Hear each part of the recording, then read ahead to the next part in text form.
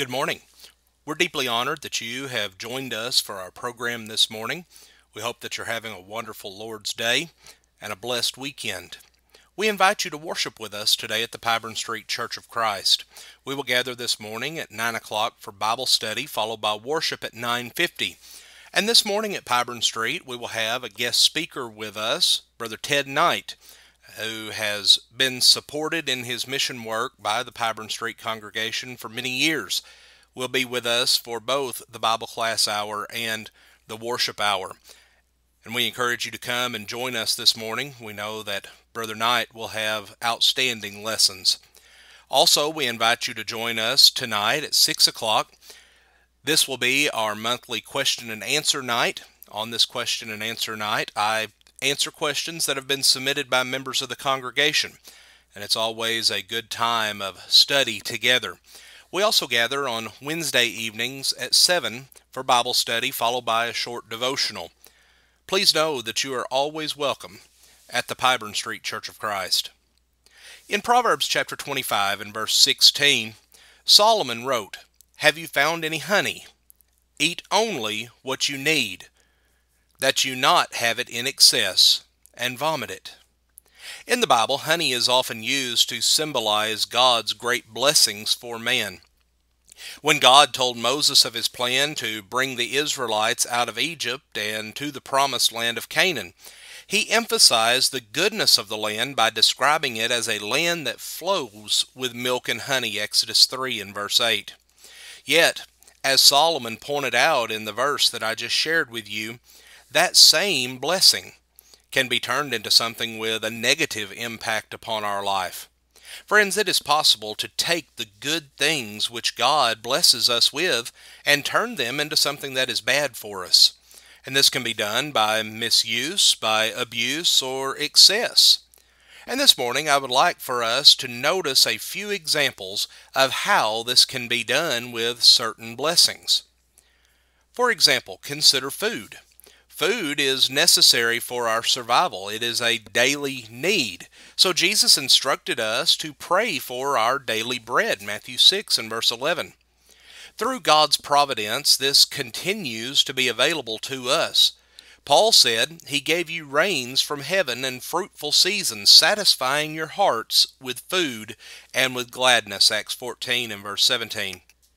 However, even with God's natural providence, hunger still exists in the world.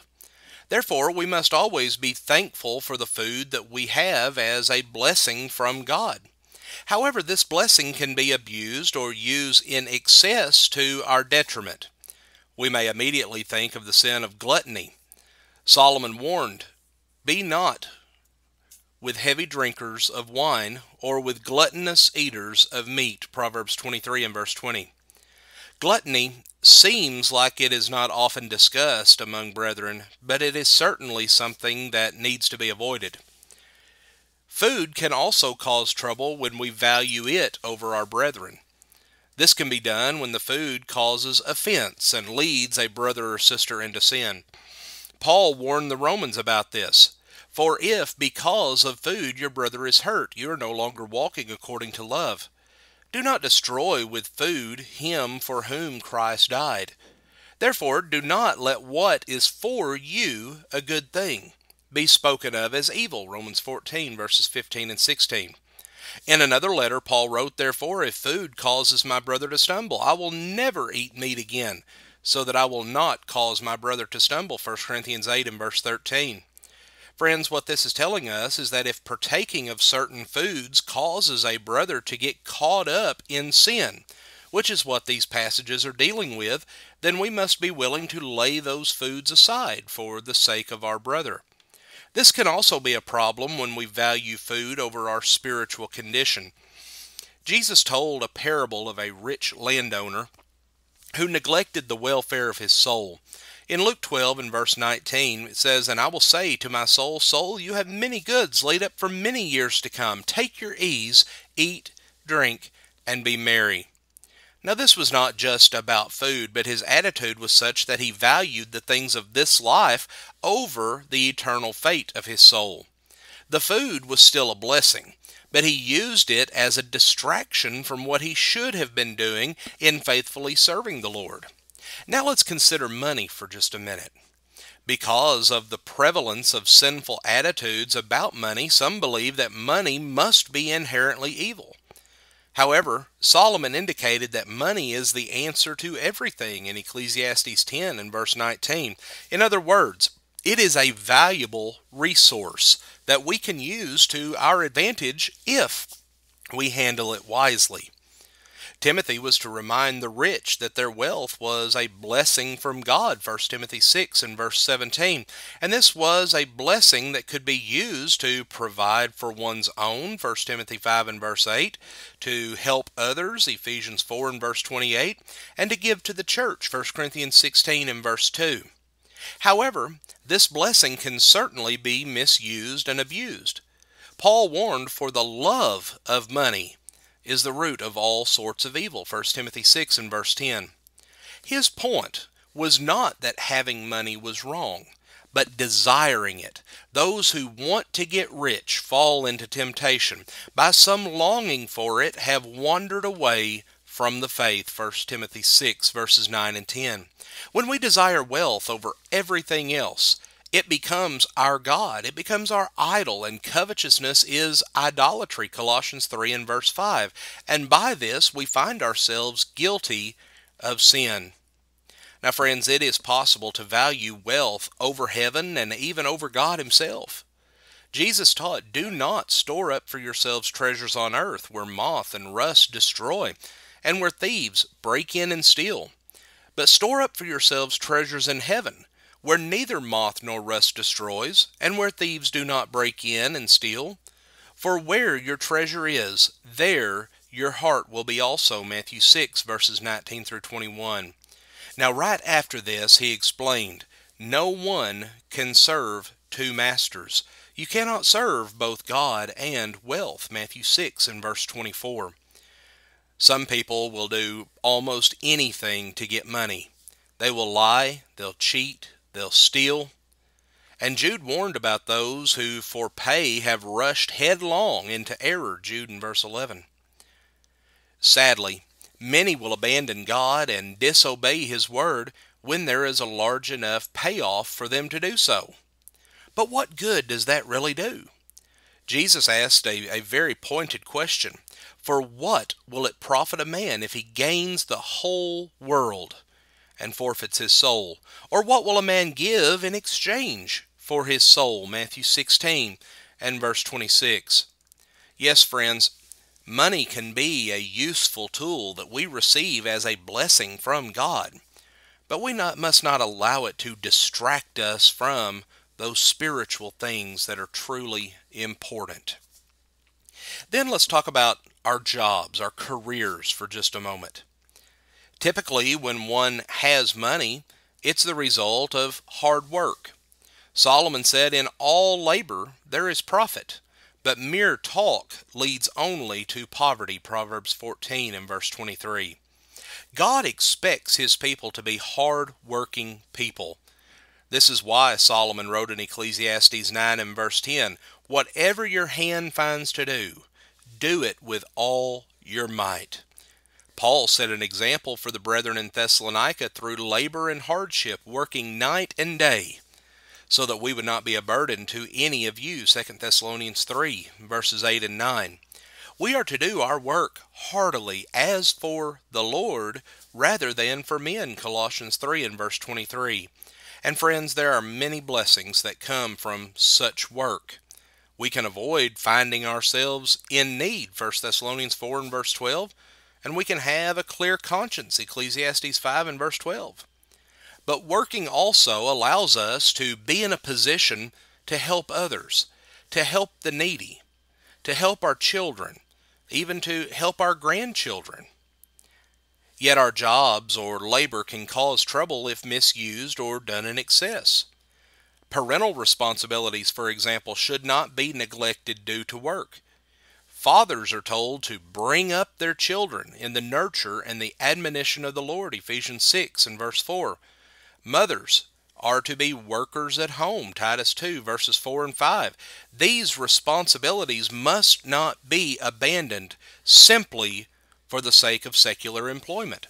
Now, I'm not talking about quitting your job and suffering with a loss of income because you want to be there simply for your children. In order to be there for your children, you have to be able to provide for them financially. However, you cannot neglect them simply because you want to grow in wealth. You cannot neglect the responsibilities that are placed upon your shoulders as parents just because you want to elevate your financial status in life.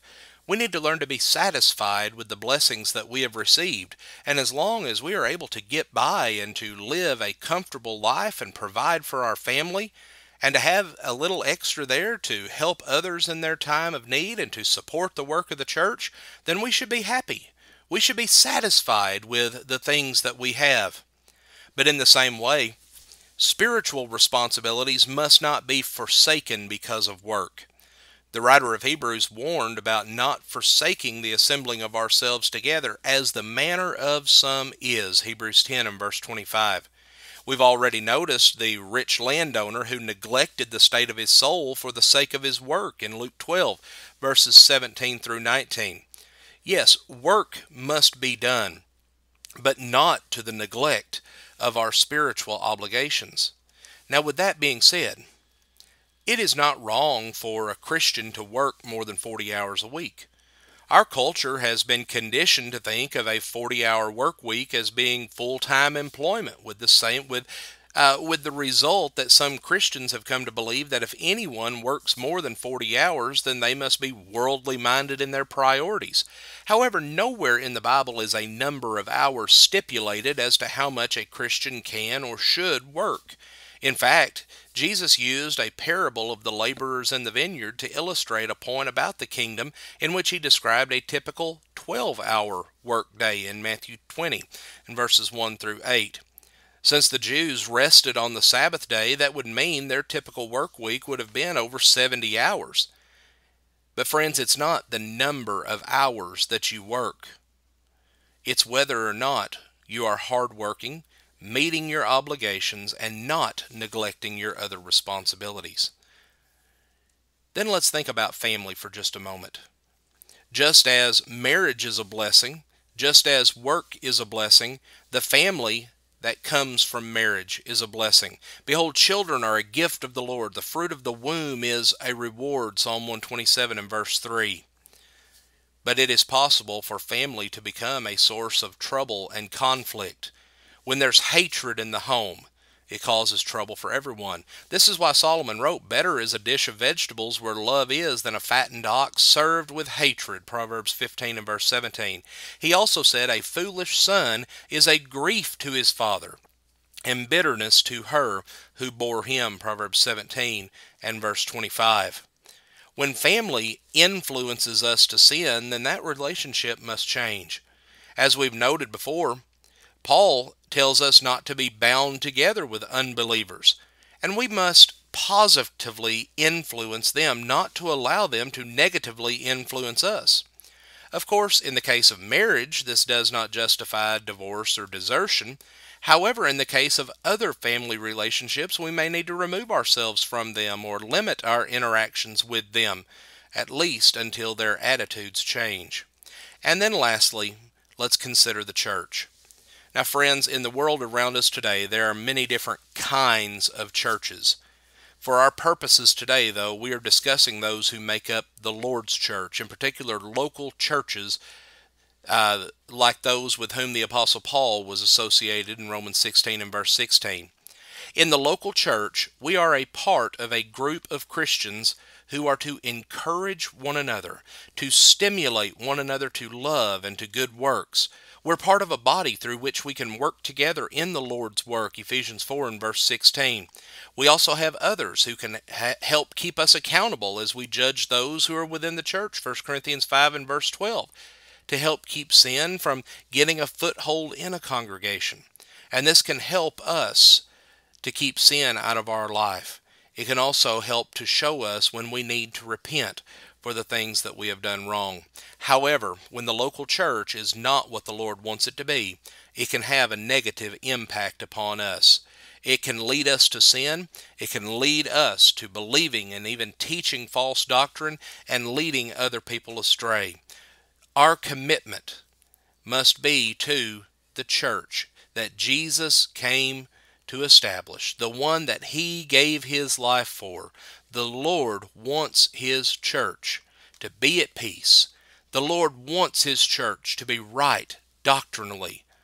The church is truly a blessing that God has given to us. But when we allow the church to become perverted, then it becomes a curse to our soul. It will cause division to take place within the body, and we are to be one. Friends, God has blessed us with so many good things in this life, and we should always be thankful and strive to be good stewards of these blessings. But at the same time, we must not allow the devil to use these things to turn us away from the Lord. Even blessings like family, like the local church, like our jobs, they can be corrupted and can lead us into sin. Therefore, in everything, let us recognize the great blessings that God has given to us and use them properly in this life. Friends, we thank you for joining us for our program today, and have a blessed day.